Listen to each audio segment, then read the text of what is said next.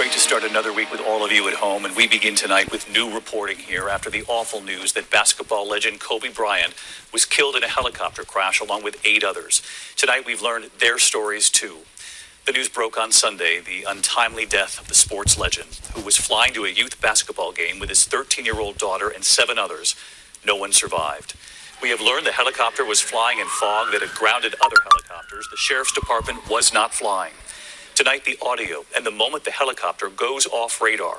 The NTSB and FBI are on the scene tonight, and ABC's chief national affairs correspondent Tom Llamas leads us off tonight from California.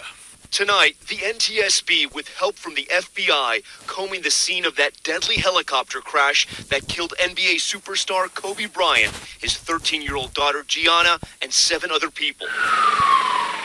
The weather Sunday morning bad enough that police departments did not fly their own helicopters, but Bryant's took off in heavy fog. How thick was that fog? It was thick.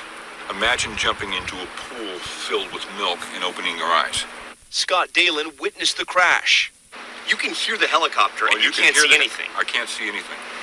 Hearing the helicopter, all of a sudden the helicopter's immediately above me. I can hear it, but I can't see it.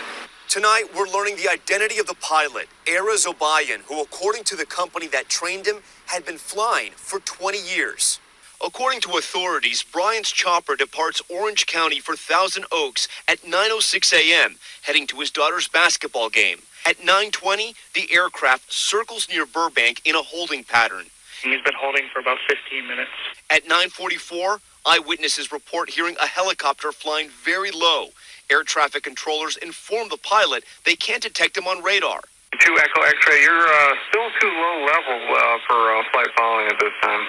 Data shows that seconds prior to impact, the aircraft rapidly accelerated, slamming into a canyon near Calabasas at 9:45 a.m.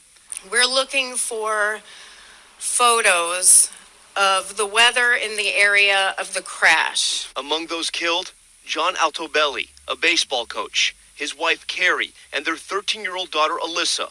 Also on board, Christina Mauser, an assistant basketball coach and mother of 3. How do you tell a child their mommy's no longer with us? For years, Bryant regularly commuted by helicopter to avoid LA traffic and have more time with his family.